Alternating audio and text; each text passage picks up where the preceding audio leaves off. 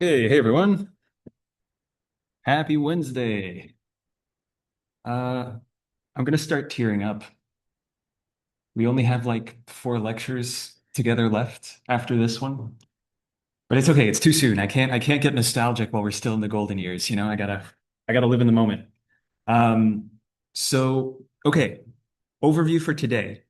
Um, there's a couple more algorithms that I want to show you guys that'll help us practice both worst case analysis and efficient algorithm design, which I think will be really useful for Friday's quiz. And then if we have additional time at the end, we can kind of go over some of the exercise problems and review those. So that's the broad strokes plan for today. Um, yeah, there's one specific thing I want to pick up on from last time, which is last lecture, we compared two different implementations of algorithms for computing the partial sum, right? Or finding the max partial sum in a list of numbers. Um, and we saw that one of them ran in O of n time and the other ran in O of n squared time. And I promised you that the one that ran in O of n time was faster, but today I actually want to demonstrate it to you in practice. And so that'll be the first thing that we do today. But before we launch into that, are there any questions? Any admin questions? Any big picture stuff? Questions about the quiz? Questions about the content from last time? No? Cool.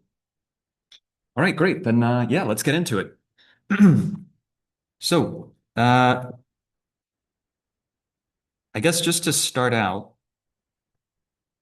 I'll do this. What did I do? Okay, so this is just a little thing that I wrote on my own time. So here we have the two algorithms that we wrote last class. Okay, so over here we have the first implementation of find max partial sum, and over here we have the second implementation of find max partial sum. And just to kind of refresh your memory on what it was that we were trying to do here, you had some list of numbers, right? And if you looked, like the partial sum at index I was defined as the sum of all the elements from the start of the list up to position I. And what we wanted to do was find the maximum partial sum of any index in some list that you give me, right? And we saw two different approaches to doing this. The first one that we wrote was kind of maybe the first solution that occurred to us, the not so good solution, but the really intuitive one, the one that jumped out at us right away. Um, and that was, okay, we had this nested loop structure where we had this index I that was stepping through the entire list, and then we were recomputing the entire partial sum with this inner loop on every single iteration of this outer loop. And so this nested loop structure is kind of really what contributed to the O of n squared cost, worst case cost of this algorithm, asymptotically. And we saw that it worked, but we realized that we could actually do better. We were wasting a lot of computer cycles by needlessly recomputing this sum, when in actuality, all we had to do was keep track of a running sum that we've seen so far, right? And add whatever the current element that we're looking at is to this running sum. So that only allowed that this implementation meant that we only needed a single loop, no nested loop. And so because of that, we analyzed that this loop here had a runtime of O of n. Yeah? So I've just written these up here again for you. And underneath this, I have some code that you don't really need to pay too closely attention to. But it essentially, what it's going to do is it's going to compare the runtime of both of these algorithms using the time module that we looked at last time on a bunch of inputs of increasing size. So on the first iteration of this loop here that I've written in main, it's going to print out the size of the input, the runtime of the O of n squared algorithm, and then the runtime of the O of n algorithm. And we're going to see how they actually compare in practice now. Any questions? Yeah. Right, the full formula, the time, are you able to just show that, like the difference between the two of them, of like the full formula where it was like T and Oh, yeah, for sure. So just like go about. yeah. So basically, you just kind of count these atomic operations, right? These things like comparison, addition operations, like all of these things that we kind of listed last time as having accepted that they only cost one time step, right? Oh, so the constant that we multiply n by Well, it's not always clear that n is going to factor into our expression, right? It depends on really what the function is doing. So yeah, we can step through it for this example specifically. Um, so I know that initializing this variable temp max, this is a O of one time operation, right? I'm just writing this to mean constant time, like it takes one time step. And then the same thing with previous sum, right? Setting this to 0, this is another O of one time operation. And then this loop here, I know this loop is going to run how many times? How many times? Yeah, the size of some list. And I'm going to call the size of some list to be n, right? That's going to be my input size. So this loop is going to run n times, okay? And then for each of these iterations of the loop, I'm doing an O of one operation here, right? This is just computing the sum of these two things. I'm doing a comparison operation that takes O of one time, right? So that's one step. And then I'm doing, in the worst case, a reassignment operation, which also takes O of one time. And then one more thing here that takes O of one time. Okay? And then this return operation will also say takes O of one. Okay? Any return operation as well that is just returning the value of some variable and not doing any computation here is also just a constant time operation. So, okay, now that I've broken down the runtime of each of these steps, I just have to ask myself, I basically summed them all up, right? So I know that T of n, if I wrote O of one time here, but if you want to, like, we could just call this one time step in the accounting that we're going to be doing for the worst case runtime of this algorithm. So the worst case runtime is going to be what? T of n is equal to 2 for these guys, right? 2 plus, yeah, exactly, 4 in the worst case, 4n plus 1. So that ends up being, I mean, if we simplify this a little more, this ends up being 4n plus 3. And then what's the big O, like the worst case asymptotic runtime of this expression then? Yeah, exactly. It's O of n. So T of n is equal to O of n, right? Oops. Was that clear? So the point is just there are in that. Yeah, because like it's this n here comes from the fact that we're looping over the entire list, right? And so for each iteration of the loop, you can ask yourself, well, my cost per iteration is 4 in the worst case, and the iterations happen n times. So it's 4 times n. And that's where this expression here comes from. Cool. Okay, that was a good refresher of how to do this kind of runtime analysis for the worst case. Okay, so if there are no other questions about this, we can get into the actual fun little demonstration. Let's actually try and run this. Okay. So as I mentioned earlier, it's going to randomly generate a bunch of lists, and these lists are progressively going to get larger, and we're going to see how the runtimes of each of these approaches scale as n increases.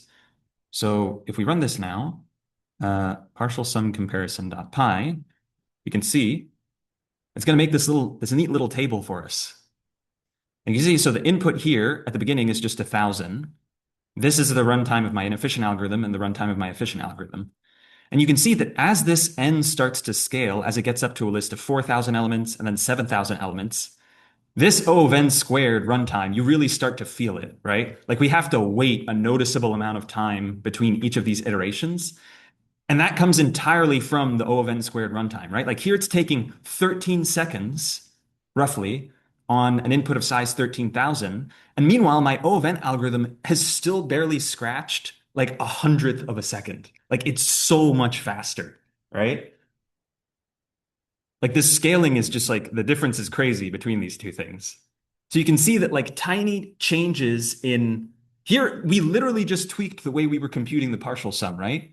But you can see these tiny algorithmic changes can save you so much time when your inputs start getting really, really big. Cool. Any questions about this? About the magic of good algorithm design? Yeah, this is just gonna, I think, how many? It'll just keep going, but so today now that I've convinced you that what we're doing is actually worthwhile and not just theoretical mumbo jumbo, today we're going to introduce a new type of problem. Okay, another very, very common, like textbook bread and butter canonical problem in computer science, and that's the sorting problem. So you give me a list of n elements, let's say it's numbers for the purposes of today, and your goal is to sort that list. So change the list so that everything appears in sorted order. Um, and we're going to see a couple different algorithmic approaches on how to do that today, some of which are a little more obvious, but maybe not as efficient as they could be, and some of which are a little cleverer with how they go about that, and achieve a better runtime as a consequence.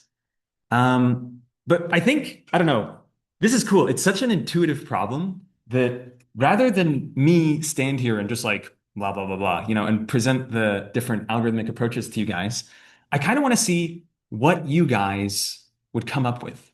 And so for the purposes of this section of the performance, I have brought these playing cards.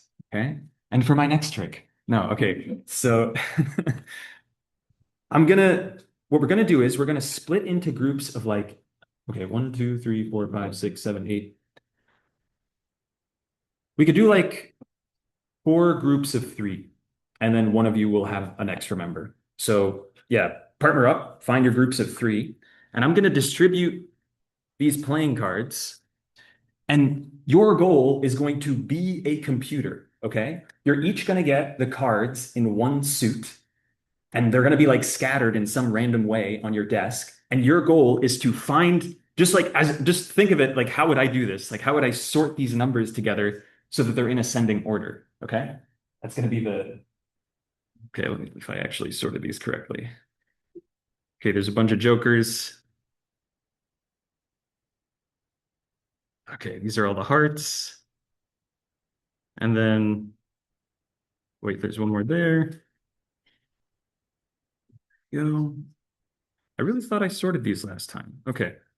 Well, if any of you get the wrong card, you can just speak among yourselves. You all seem like very polite people, and get the right card from the other group. And then here we have the spades. Great. Okay, great. Cool. So there we go.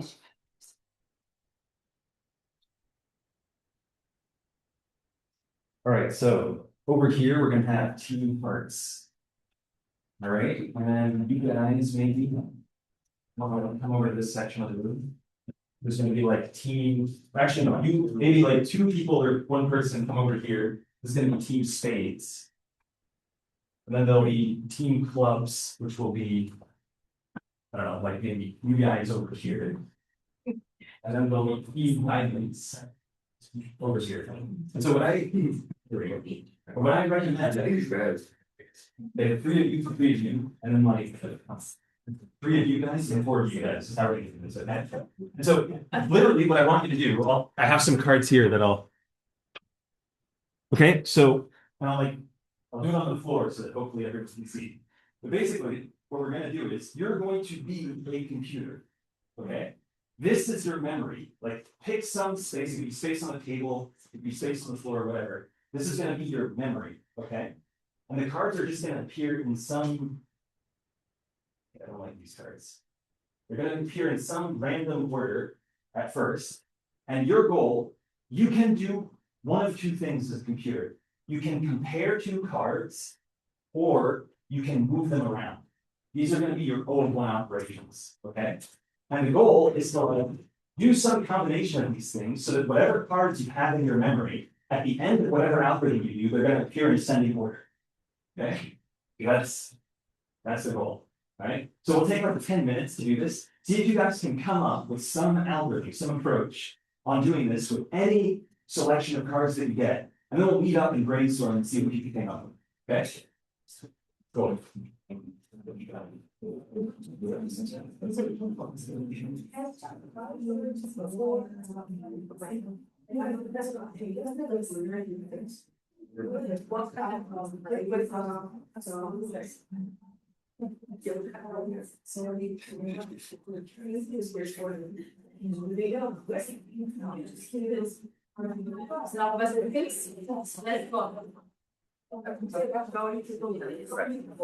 This is bigger than.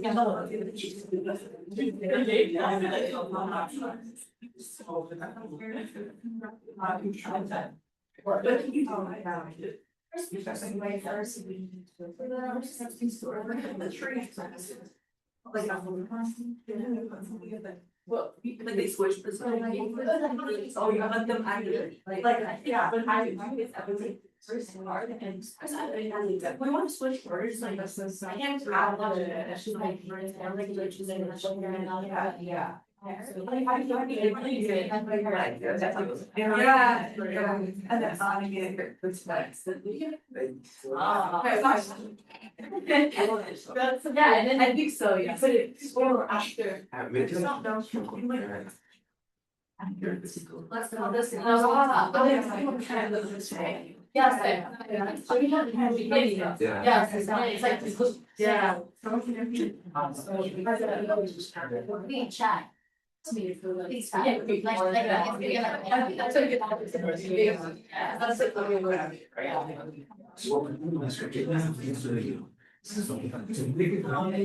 And the goal is going to be to come up with some routines that helps you to any some. So just like try to think of the thing already has to be. Go now. It'll be again in like 7 minutes. Yeah. So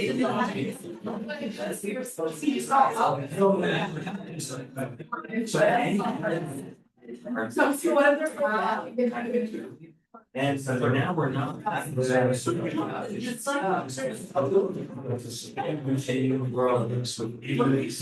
First set. Worry about efficiency in a little bit, but.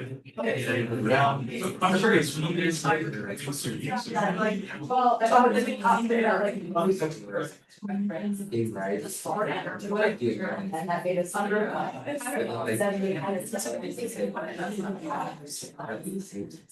Okay, yeah, that's actually a really good issue, so that is a, But then you look, like, do they have to be able to the end? it just has to be sorted in the end, right? Like how many like it's like, it's up to you. I was just. It's not. Or there's like, it is important, but it's not in our order. It's not in like this. Yeah. It's one that's kind of bigger, it's smaller, so yeah, you're like, it's not actually sorted. So you can actually baseline, you've done thinking of pretty things today, that basically shows you a sort using balancing binary search.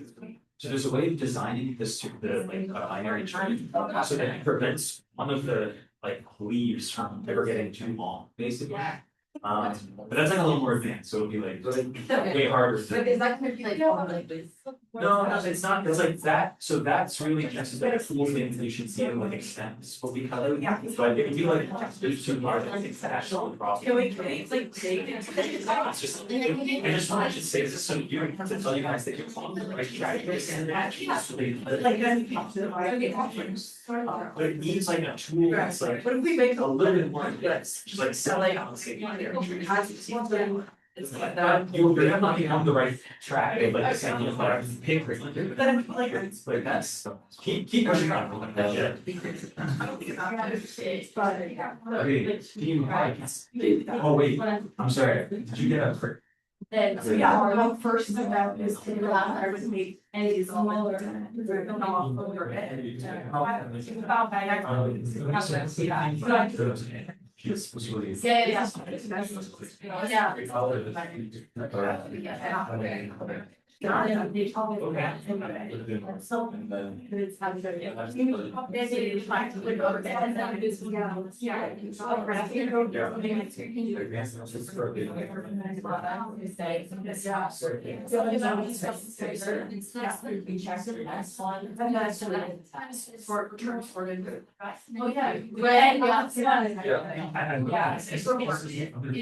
Oh, yeah. Right, and this is Actually, They don't, just yeah, insert that's it it. as a little Oh. because that's not doing these sort Whatever of it's insert. Well, the bigger Go through all the elements in order that gives you sort of. But I mean, yeah, it's simple, yeah, but it's minus one. Yeah, It's like then it other breaks extra it. ingredient. Yeah, that is, then you end over, yeah, but, It's like you're on the right track. So- It's like right sort of things you're thinking. If binary trees, that is totally about. Yeah. I was like, Yeah. they're now always. Yeah. Good question. Well, But. yeah. So if you're on. But that is not. So binary trees. How can I help? Like, that's what you have to do. You can modify a binary tree. Everybody's house. Oh,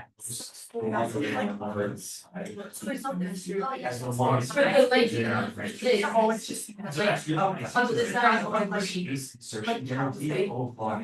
Position of. Actually, on the other hand. Oh. Because of like the in the worst case, it is about. Yeah, we put like two lists for the years and then. Yeah. So then that's always like. It's always for the last one. Yeah. Most of the questions don't. Yeah. You have very rich. Now we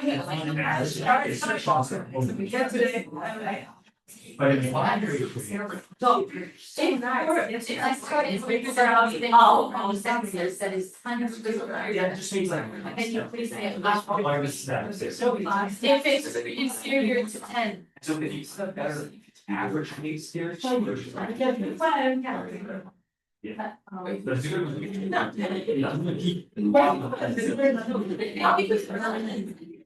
Hey, team. No,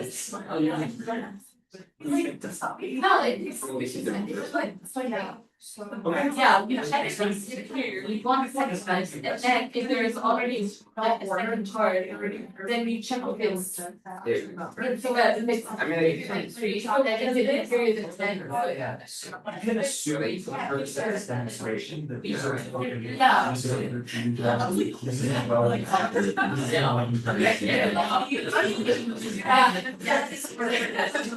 So I see so many, sorted is why I'm asking you this. So I'm basically what we're getting at is how the sort is doing this. Yeah. Go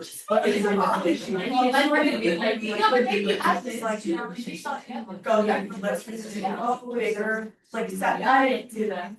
That's bigger. It's like, sort of this, like it has bigger, and that is, yeah, they're all small. Like, but we don't know, if it's like, anybody wants to kind of shoot them. They're maybe like, yeah, stay. So right now, like, I'm gonna read out. I just think of the abstract. Like. How the comment is it moving for it? And then you like, don't forget, we move the tree. Maybe so this, yeah. Where That's great. do you want to make that? Yeah, but for this one, you guys like, yeah. Yeah. It's not like you do cold for. Like before you put it down. Yeah, seamless. Then. Yeah. Then. And you see this stuff, how do you know where to put it? And look at the legs, so we look at the elements, yeah, just like stop. If you look at the 3 minutes, I'll take it like it's like It's like, okay. Yeah, And so then- it's like it's And I'm gonna put it- bigger. So, how do I figure out? Yeah, so bigger, it's like it's one, and then I had to, yeah, and then, yeah, this one, this. Like maybe it looks like that. Only if it was smaller than this, that's too much. I just think we can do like without.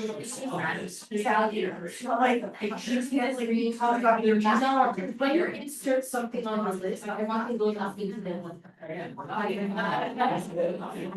Good or bad. Last thing, it's not insert. Yeah. Oh, yeah, Yeah, no, that's. I just discovered insertions. That's one of the algorithms. That's. Yeah, keep writing about it, and then you come up with other ways. And then I'm gonna check the And it's, this, like, a folks. All right, team parts. What's going on? What do you think? It's so. Less than this. And there's. Yeah. Really not sure. Okay. Do we know? All right. It's a.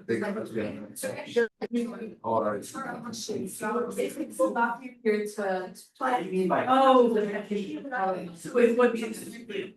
Maybe we'll get right back to- Apparently said, yeah, it's like. Yeah.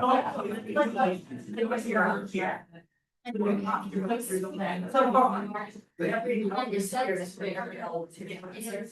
So like for each for Put it into this other section of your memory where you're keeping. there is like let's guys Yeah. like So if this is your super efficient memory, there's some it's next version. How do you consider this? How do you think this would be your? Yeah, there's no like spot. Like, So we're fine. like I would be sort of. Oh, it's like. Yeah, but my question is, so if you have this idea of some sort of portion, this sort of portion, the question to you is, how do you take a card from one? Yeah. This one. Or, yeah, That's from the. I never did this well. Last week actually. Last week was fun. I haven't looked at it. Okay, so we're gonna pretend like you don't have. And access to this sort of- And then you like. Okay, so essentially under this. 4 plus.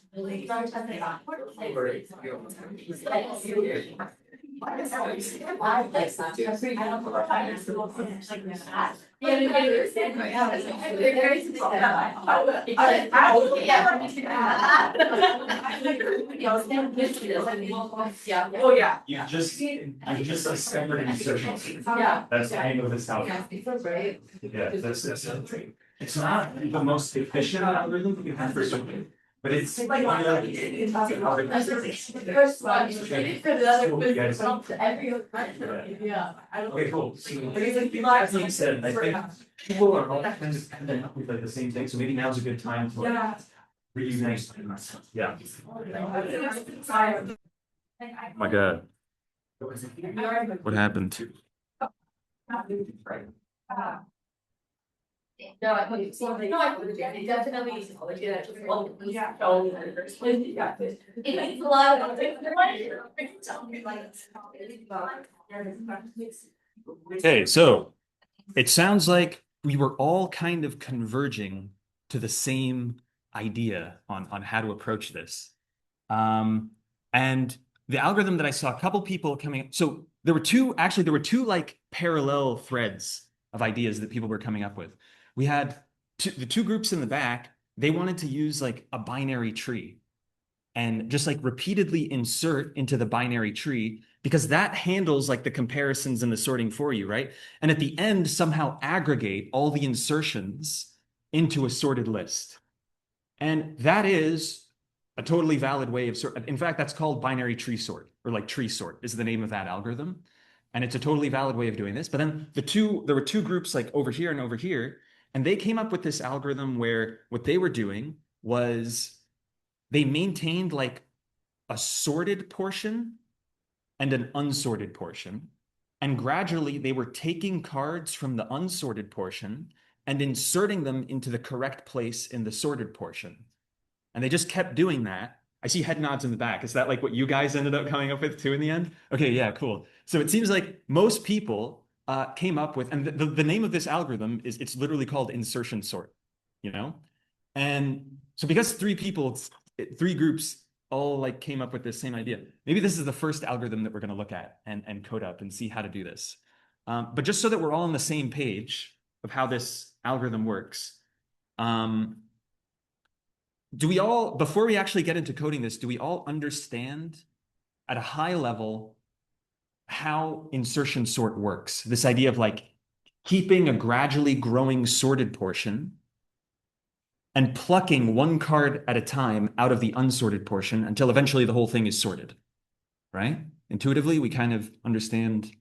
Yeah, I like insertion sort a lot because it may not be the most efficient algorithm, but it's darn intuitive, right? Like if you had a bunch of cards on the table and you were like trying to store them in your hand, right, in sorted order, you would do insertion sort, basically, right? Your hand would be the sorted portion of this. So, okay, let's see how to write insertion sort. Yeah, we'll do this. Move this out of the way for now. Okay, so we're going to make a new Python file called sorting.py. And this is where we're going to write up all of our sorting algorithms. And so the first one that we're going to do is insertion sort. Insertion sort. And so you're going to give me some list, right? For now, we can assume it's just a list of integers.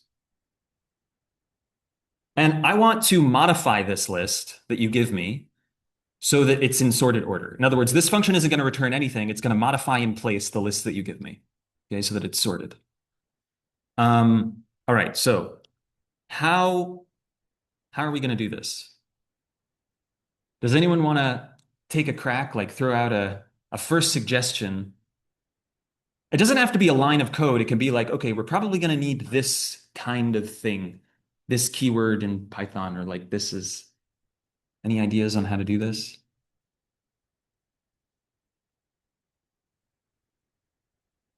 So we mentioned when we were like coming up with insertion sort, this idea of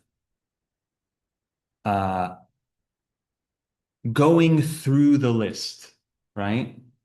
To pick the next element to insert into my sorted portion. So anytime you're like going through the entirety of something, it's going to be a loop, right? Probably a loop is what we're going for. So, okay, we know that we're going to go through the list somehow. So what is going on here? So I don't know too many of the details yet. I just know that I'm looping somehow, and then we'll figure out the rest as we go. So we're going to do like for I in the range of the length sum list. We're going to do something. We don't really know what yet. Okay, so we can kind of think of each of the things in this list as playing cards, right? So when I write some list I here, in some sense, I'm saying, look at the current playing card, okay? And there was this other idea, which was, okay, we're going to keep track of a sorted portion and an unsorted portion, right? So maybe the sorted portion can be everything up to I so far, right? This is the invariant that I'm going to maintain with this loop. It's that on each iteration of this loop, everything up to the list at position I is already sorted, okay? Or maybe everything up to the list at I-1, we'll say, is sorted. And my mission is going to be to take the thing at index I and insert it into the appropriate place in my sorted portion. Okay? So, all right. So my mission is we're going to take the element at index I and insert into sorted portion, which is from 0 up to I-1. Okay? All right, so how do I do this? So now I have the thing that I want to insert, but I need to go through the sorted portion of what I have so far, right? So I'm going through another kind of list here. Does anyone, where are we going to go next? Yeah, exactly. A nested.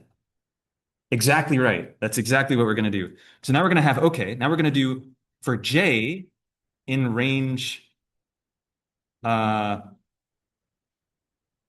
up to I is what we're going to do, right? Now we're traversing the sorted portion.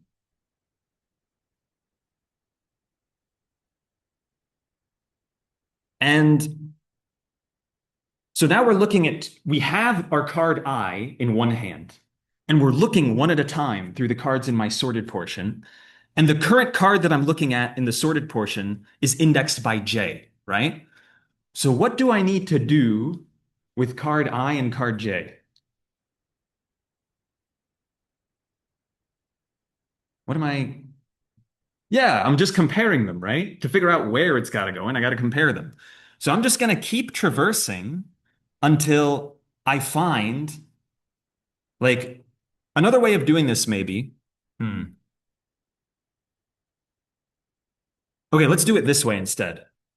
And basically what I want to do is I want to keep going through and updating J and doing one comparison at a time until I find a card in my sorted portion that's bigger than the current card I that I'm looking at, right?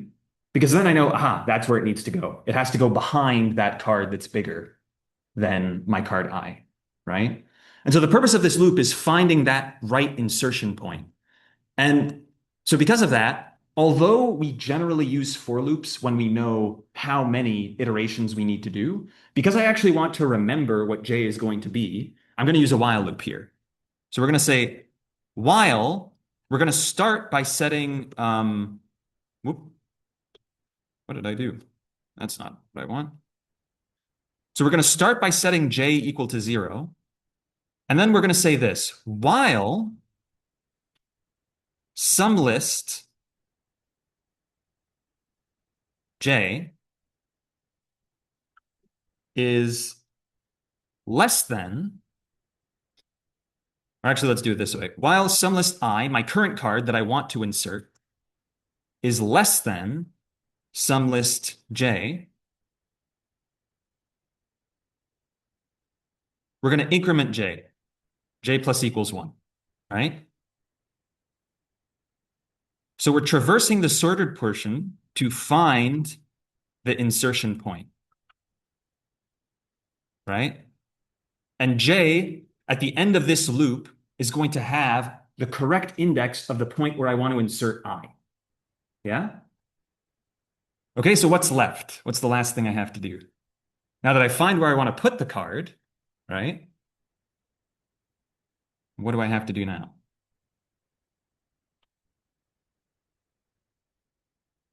Yeah?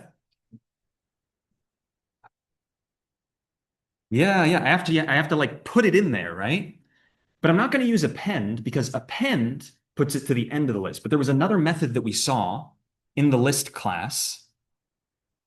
Insert, exactly. Insert lets me put it anywhere I want in the list. So that's what we're going to do. Now we're going to say, okay, so what we're going to do is we're going to say, oh, so I want to insert it into that position, but I also want to remove it from the position where it was originally, right? So what I'm going to do is I'm going to have this temporary variable that I'm going to call temp, and I'm going to store the card that I want to insert there, okay? And then I'll delete that card from my list. We've taken it out of the list for now, okay? And then I'm going to insert it. So some list dot insert the thing that I stored, temp, right? And I can never remember if the way insert works is if it's index and then the thing you want to insert, or the thing that you want to insert and then index. So I need to consult the Python documentation for a second here. Python list. I can do this. Whoa, what's happening? So we'll just do Python list documentation. And you can see that like, even I don't have all of these methods memorized, right? Like when I program, I consult the Python documentation all the time. And I encourage you guys to do the same anytime you're not. Okay, so insert, aha. Okay, it's insert, index, and then value. That's what it was. So, okay. So the index is J, the insertion point, right? And the value is temp. So here we actually, this moves the card to moves the current element I to the insertion point, right? That's what we're doing with these 3 lines here. Okay, and then I insert And we just keep going, right? On the next iteration, I is going to be the new thing, right? And then it'll insert that, and then it'll be the new thing, and so on and so on, until eventually we've sorted the entire array. And this is the entire algorithm. Any questions about insertion sort? 2, go. Oh, yes, I see a question in the back.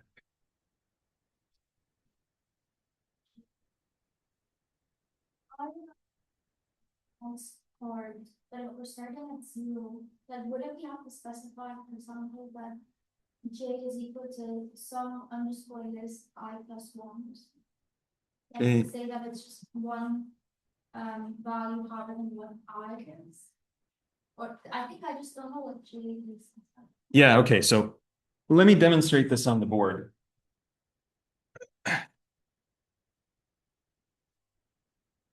So we have some list of numbers 4, 2, 7, 1, 5.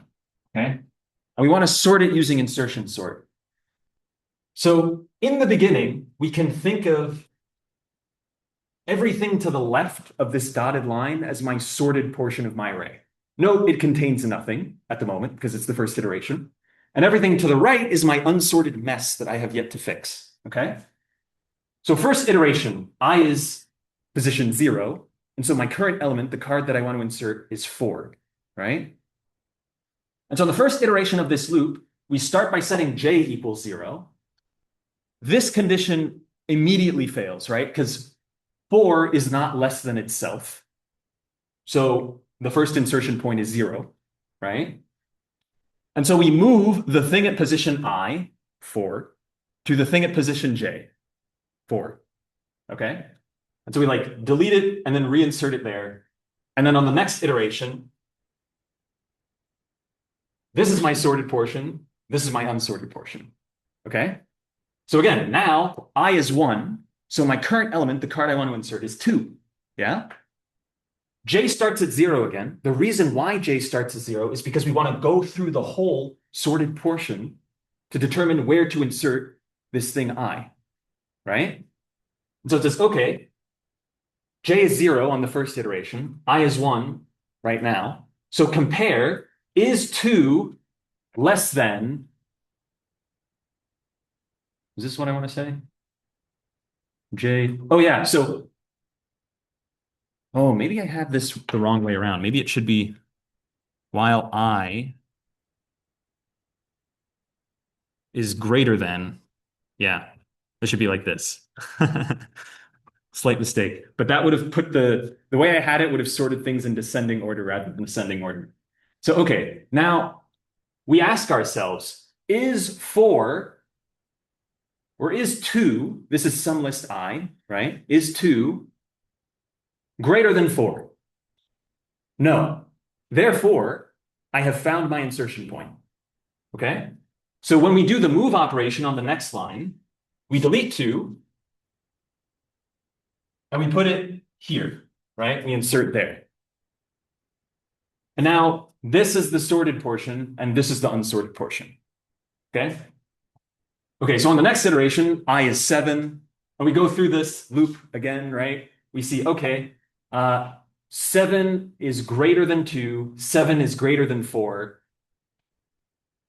So what do I want to say here? Oh yeah, but 7 is not greater than 7. So we insert it here. And then now this is the sorted part. Like we see how the it's kind of stepping through the thing. Are we all kind of on the same page? Yeah. And just kind of keeps doing that until it gets to the end, right? Then 1 goes here. And like that is this is the sorted portion. And then 5, it says, okay, it's not greater than this, or it's greater than this, it's greater than this, it's greater than this, it's not greater than this. So we put it here, right? 5. And then the whole thing's sorted. Yeah? This is insertion sort. Cool. Any questions about insertion sort? We all kind of Pretty intuitive algorithm, right? Okay. What is its worst case runtime complexity?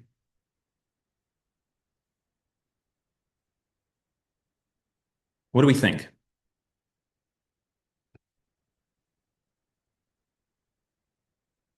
So let's do the accounting that we did before. How many times does this loop, this outer loop run? If n is the size of some list, the number of elements in some list. I think I heard it. I heard someone whisper it quietly into the night. What was it? Yeah, exactly. It's going to run n times, right? No matter what, we have to go through this whole list to like keep moving where this sorted barrier is, right? So this always runs n times. Okay. Okay. How much does this cost? Yeah, this is just one, right? This is one step. Oh, okay. I see another loop. How many times is this going to run? This inner loop? Yeah? Whatever value J is. Whatever value. Yeah, it's gonna. So it kind of depends, right? On how my comparisons go. And because we're doing the worst case analysis, what is the longest that this loop can run? N. I hear, okay, n and n minus one. Yeah. But like when, or just like, when does this have to stop? Like, no matter what it looks like, when do I know this absolutely has to stop? That's the go.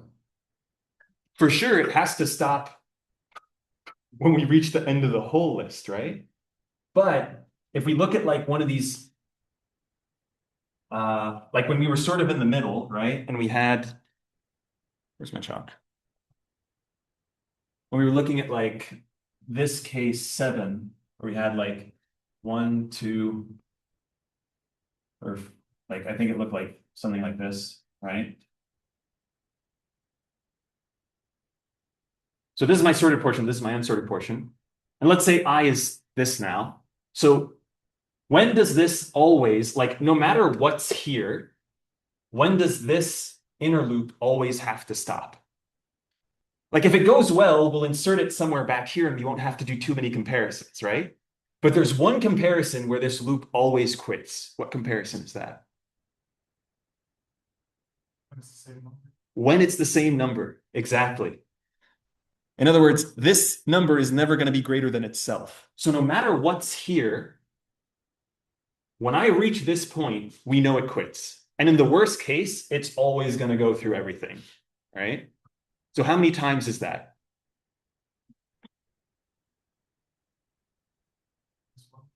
So n minus 1 would be the whole thing, but we said we were on iteration I of the outer loop, right? So I controls the position of where we are here. So in the worst case, how long is my sorted portion? Is the other question I'm asking you on this iteration, yeah? It wouldn't be n minus 2. So, oh, I see. You're saying n minus 2 because there are two things here, right? But there could be like other things, right? Like, I don't know, a 7 again, and then an 8, and then a whole bunch of other stuff, right? So not knowing how many other elements are left here, how long is my sorted port? Yeah. I minus one. Yeah, it would be I, right? It would be I. I'm always going to do at most I comparisons. So this runs I times, okay? And then this thing that's happening in the iter loop, this is just one step again. And then each of these, okay, actually, there's a little subtlety here. So how much does this operation cost? This one over here on line 14. Yeah, because it's just a reassignment, right? So one step. And then there's a deletion. This is a bit, what's going on? This is a little mysterious. Do we think this is one time step as well?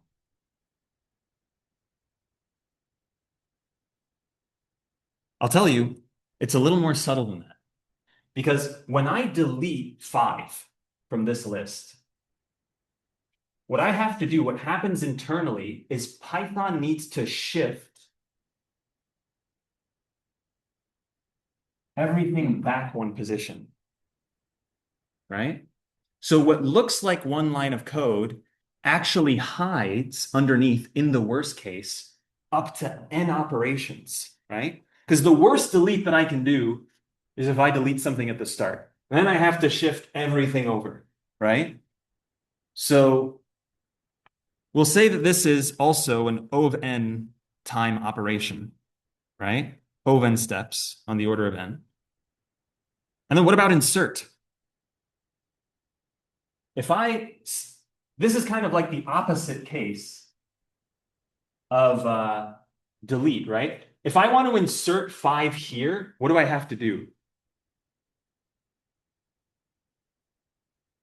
Yeah, exactly. I have to shift everything over the other way.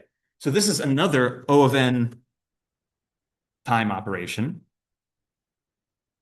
And so in the end, what's the total breakdown of this worst case analysis runtime? Well, this is it's going to look like this, right? So T of n is equal to n, right, times a couple things, right? So it's n times whatever the cost of a single iteration of the loop is, right?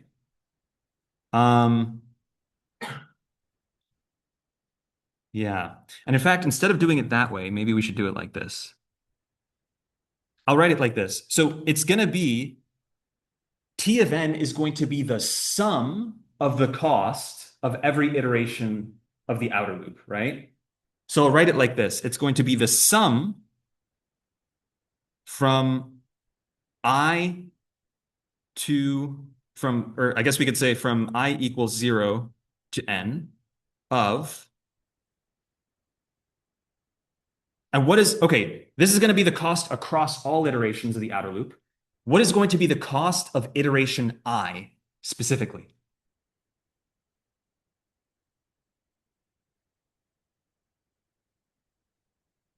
For like some fixed I, what is the cost of everything inside this inner loop going to be?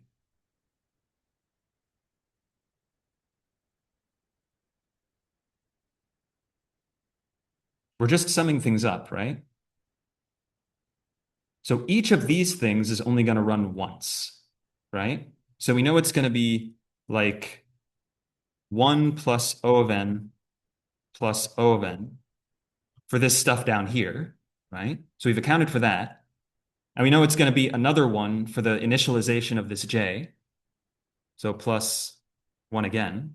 And all that leaves us left with is this thing here, right? What's the cost of this inner loop? How many times is it going to run on iteration I? Oh, so this thing inside is only going to run 1 time per iteration of the inner loop, right? But what I'm asking is, how many times is this inner loop going to run? Exactly. So it's going to be I times the number of things inside the loop, which is I, right? So plus I. Okay. So this is like, in some sense, we have this isn't like a closed form solution because we have this messy, like, okay, well, it's going to be the sum of this thing. And all we've really done here is computed the cost on a single iteration of the outer loop, right? But to simplify this, we can say, okay, if we I'm going to do some manipulation here on the blackboard. So essentially what we've written is it's going to be I equals 0 up to n of 2 plus 2 times O of n plus I. Okay. So fun fact about O of n notation, it doesn't care about multiplicative constants, right? So anytime you have a coefficient in front of an O expression, it just eats it up, basically. Okay. So both of these things don't depend on I. right? So we can move them out of our sum. And so what we're going to be left with is this sum plus n times 2 plus O of n. Right? We're all following so far? So what's this? What does this become? This thing here. We saw last class how to get a closed form version of this in terms of just n, right? Does anyone remember asymptotically what this worked out to? See some head nods? Times n plus 1. Yeah, or in big O notation. Oh. No, n squared. Yeah, exactly. So anytime you see this, sum of I equals 0 up to n, you can just say, this is O n squared.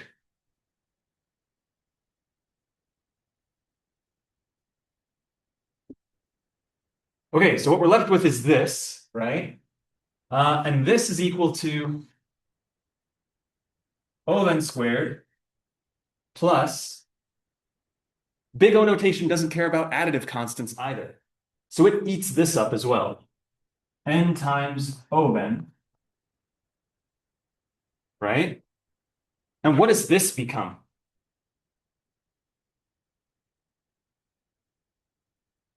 What is O it? n squared. Exactly. This becomes O of n squared. So this just ends up being O of n squared plus O of n squared, which is equal to 2 times O of n squared, which is just O of n squared, exactly. So the worst case asymptotic time complexity of insertion sort is O of n squared, which is, and I'll put that as a comment here, that this is equal to O of n squared. Cool. Any questions about the worst case time complexity analysis that we just did for insertion sort? All right. So this was one sorting algorithm that we saw, okay? There is another that looks a lot like insertion sort, and it's called selection sort. And the next thing we're going to look at is what exactly selection sort is. So I think this, maybe the best way to start this off before we actually code it up is to do another demonstration. Don't worry, no more cards. No, I'm not going to ask you to play with cards anymore. I'm just going to do it on the board here.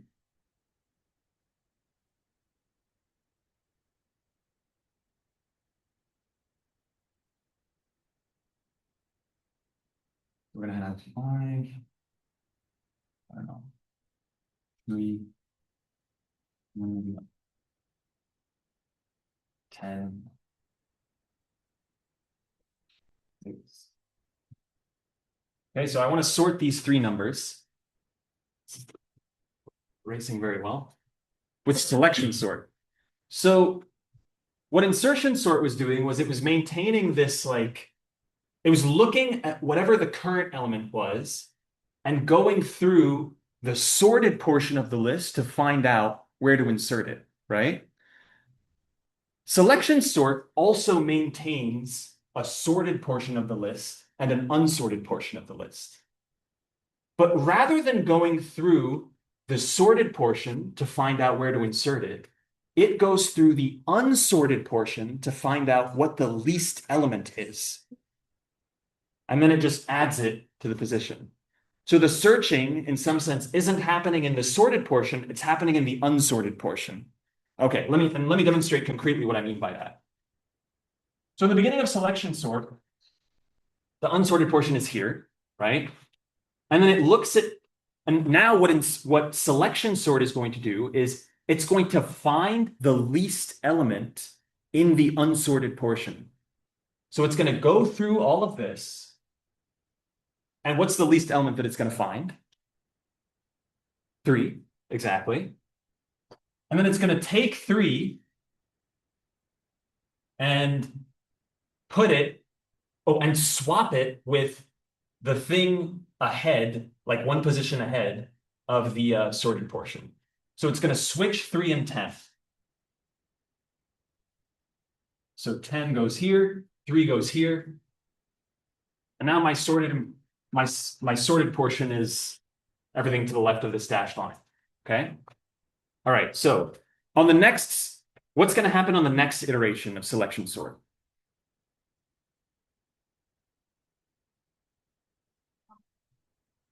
Yeah, it'll find 5 as the least element, right? And then it'll swap it with the thing one position ahead of the sorted portion, which is 5. So it swaps it with itself. It doesn't do anything, right? And then the next iteration, it finds 6, swaps it with what? There we go.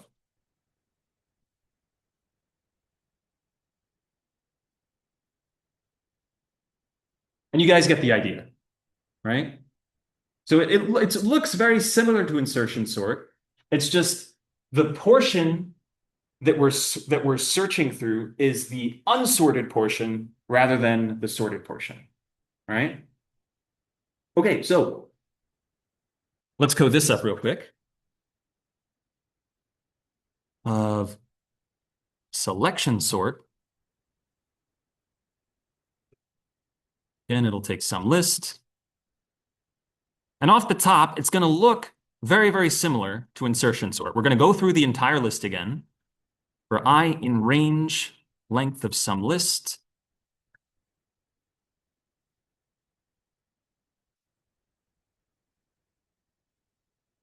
Except it's going to be a little different, right?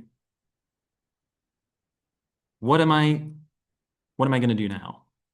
It's going to be a nested loop like before, right? Because I'm going through something within the thing that I'm going through. But how am I going to structure that inner loop? What's it going to look like? Does anyone want to suggest? Well, okay. I, on an arbitrary iteration of this loop, represents the boundary in some sense between the sorted and the unsorted, right? So what do I want to traverse in my inner loop? What section, and you could state it in terms of I, of my list do I want to go through? Yeah? Like, can you say I? Exactly. It's going to be from I up to the end. That's exactly right. So now what we're going to do is find least element in unsorted portion.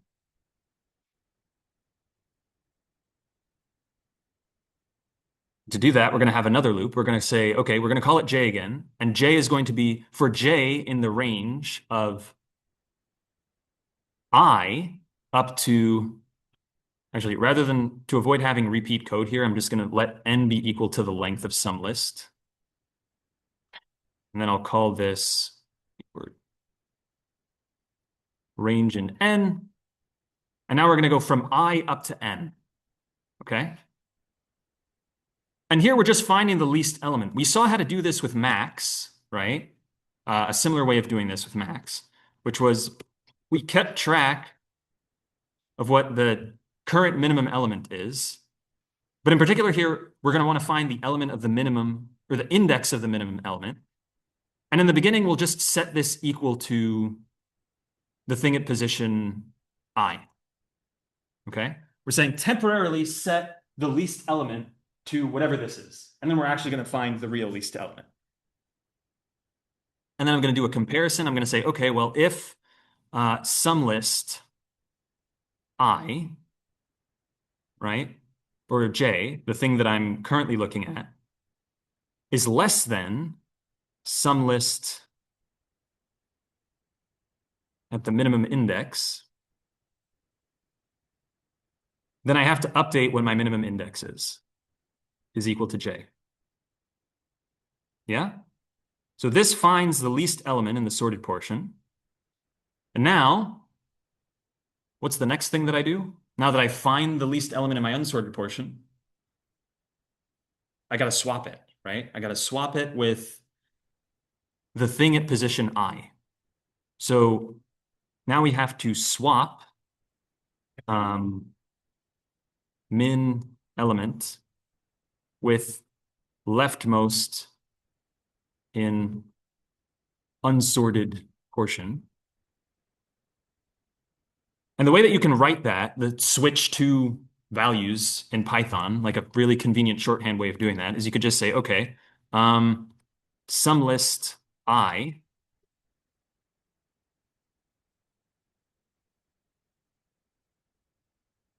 sum list minimum index is equal to sum list minimum index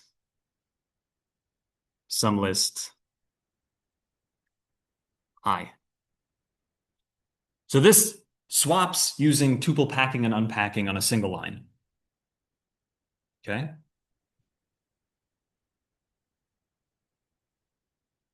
And so we keep doing this swapping operation by repeatedly finding the least thing.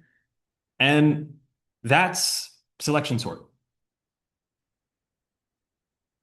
Yeah, question? Yeah, so we swapped, it took n because we were like deleting and inserting.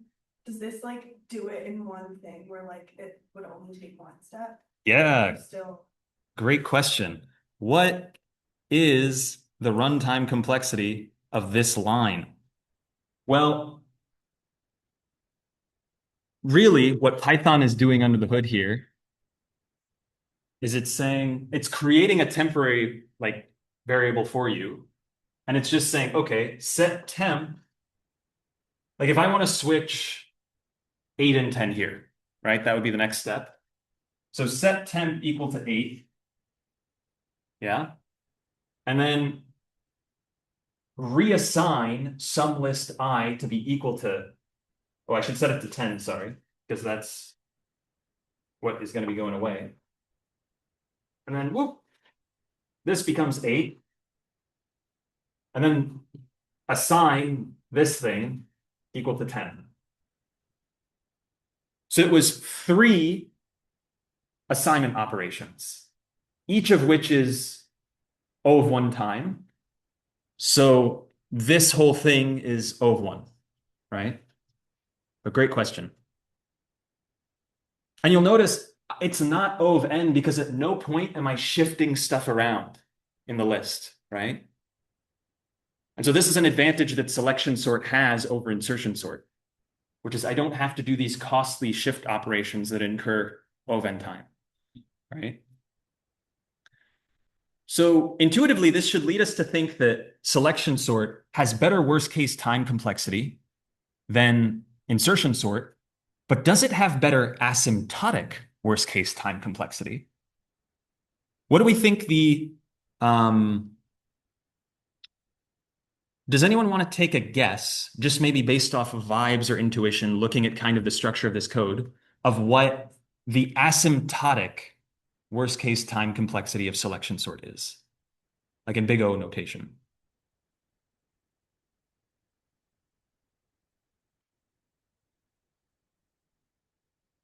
The fact that there's a nested loop makes me think it's O n squared. Yeah, so great intuition. It is O of n squared, right? And in case you're thinking, well, okay, like at a high level, the way to see that is we have this outer loop that's going through the whole thing, right? And then we have this inner loop that where the sort of like insertion sort, the number of times that it runs depends on where we are, like which iteration we're on, what I is exactly in that outer loop. So the math works out the exact same way as it does for insertion sort, right? Anytime you have a nested loop where your inner loop, like when you do the analysis for this, you're going to end up with another expression that looks roughly like this, right? And this ends up being O of n squared.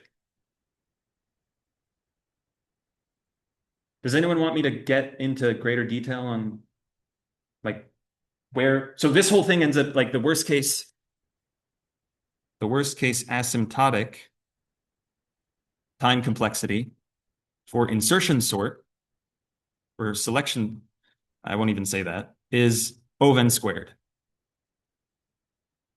for this as well. And it comes from the fact that the runtime ends up being the sum from I equals 0 up to n of I plus a constant times operation, right? Which just ends up being ov n squared when you massage the math a little bit. Yeah.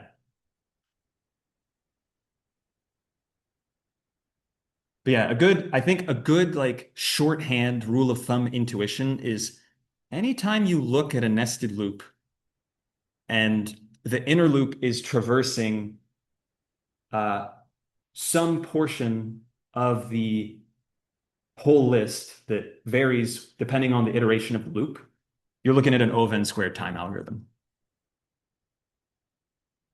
Yeah. Cool. Any questions about this? Any questions about some of the stuff that we saw today?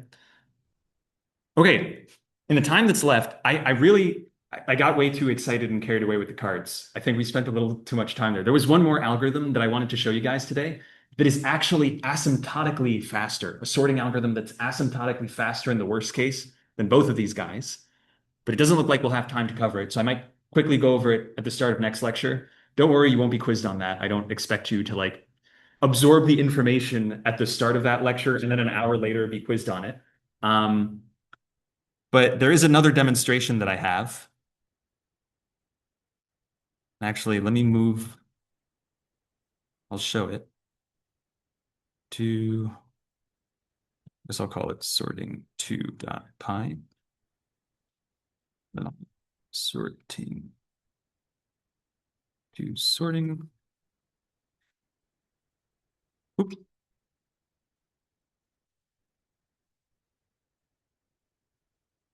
Okay, so I have here, much like the partial sum comparison thing that we saw earlier,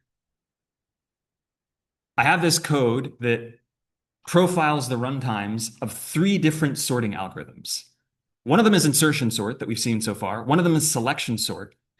And then one of them is called merge sort. And merge sort, it turns out, is asymptotically faster than both insertion sort and selection sort. So let's see how they compare in practice when we actually run these guys. So the setup is very, very similar to what we had before. We're going to run this, Python 3, sorting, what did I call it?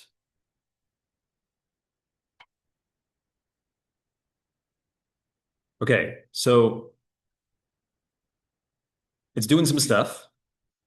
We see that both insertion sort and selection sort, being ov n squared time algorithms, seem to be scaling roughly the same way, right?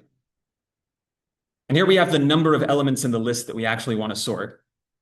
But you can see that like this merge sort thing, whatever it is, this magic thing that I haven't really told you how it works yet, is just beating the pants off of both of these algorithms, right? And this is why I think I really like this. Oh, and for reference, by the way, we'll actually see this next time and do the derivation. The worst case asymptotic runtime of merge sort is O of n log n. And you can see that that scales way more slowly than O of n squared does, right? And in some sense, this is why we care about big O notation. Because insertion sort and selection sort, their exact worst case time complexities have slightly different additive and multiplicative constants, right? Like maybe one of them is 4n, the other one is like 2n, and you can kind of see that reflected in the different runtimes. But the thing that makes the biggest difference is the fact that this has a log n term instead of another n term, right? That's why we care about big O notation. Not just because it's cleaner and it looks nicer and is a little easier to reason about, but because it captures the things that make the biggest difference in the practical runtime of the algorithm, right? Okay, cool. Well, that's a wrap for today. At the start of next lecture, we'll do a quick presentation on what exactly merge sort is. And yeah, I would say you're not going to be, okay, so you're not going to be quizzed on merge sort, but it's useful to know that it's asymptotically faster than insertion and selection sort. Like it has O of n log n runtime. And that'll be all. Yeah. Okay, well, yeah, in that case, I'll see you guys on Friday. Enjoy the rest of your week. If you have any questions, feel free to come ask me. Yeah, cool. End the recording. Oh, thanks. And